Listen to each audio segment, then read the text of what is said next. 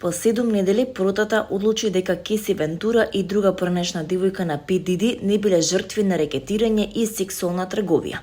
Со ова музичарот избегна доживотна казна затвор, но се очекува пресудата за уште неколку помали обвиненија.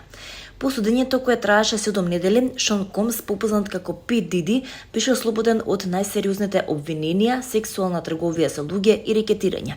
Доколку беше прогласен за виновен, продуцентот можеше да го помене целиот живот за решетки. Сепак, поротата заклучила дека Диди е виновен за 2 точки од обвинението за транспорт со цел проституција. Поради ова може да добие до 20 години за решетки, иако некои експерти сметаат дека ќе му биде изречена многу помала казна. Диди останува во затвор бидејќи треба да биде изречена пресуда за други помали обвиненија. Главниот фокус на судењето на Диди беа обвиненијата дека ги присилувал неговите поранешни девојки да учествуваат во развратните секс забави познати како фриковс, зашто најмувал проститутки, а па некогаш и ги снимал.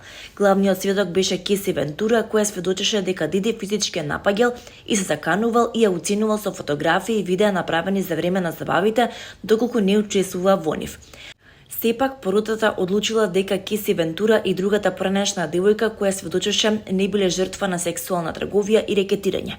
Одбраната на Диди тврдеше дека иако музичарот бил во токсична и насилна врска со двете жени, тие сепак не биле жртви на сексуална трговија и рекетирање, туку дека биле силни независни жени кои своеволно учествувале во забавите.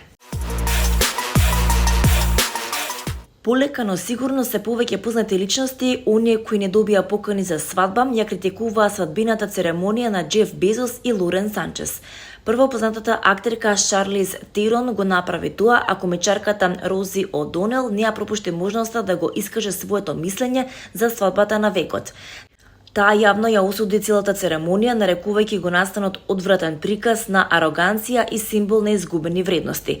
Милиардер кој ги презира своите вработени, свадба за повраќање. Напиша таа на Инстаграм покрај фотографии од Санчес кои алудираат на естетските операции што ги имала низ годините. Екстремно расипништво, свадба од 50 милиони во време кога многумина едва преживуваат, додаде Рози.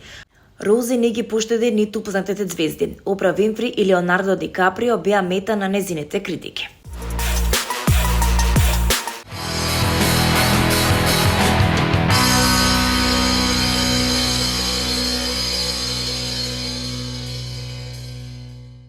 Во Македонскиот културен центар во Загреб утре со почеток од 19 часот ќе биде отворена изложбата The Владко Стефановски Experience, посветена на 50 годишната музичка кариера на Владко Стефановски. Изложбата представува избор од концертни фотографии кои ги документираат различните фази од солистичката кариера на Стефановски. Автори на фотографиите се Ангел Ситновски, Стефан Рајхел, Огнен Ацевски и Немања Ѓурѓевиќ, фотографии кои долги години го следат Стефановски на неговите настапи и турнеи во земјава, Србија и пошироко.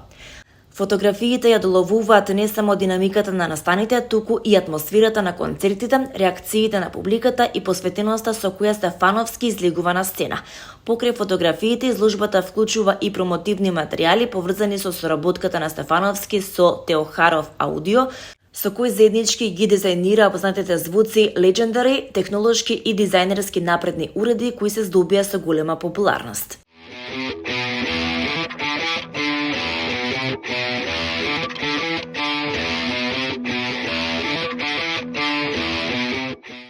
Галичка свадба 2025 година ќе се одржи идниот викенд од 11 до 13 јули. Овогодинешните зет и невеста за галичката свадба се Јован Филиповски и Лилјана Михајловска. Јован, потомок на галичкото семејство Филиповски, уште како дете чекорел низ галичник облечен во носија, снувајќи еден ден да ја води свадбата. Од најрана возраст активно учествува во сите обичаи. Неговата избраничка Лилјана веќе ја почествувала магијата на галичката свадба во 2022 година и ова лето ќе заигра во улогата на невеста со срце полно љубов и почит кон традицијата.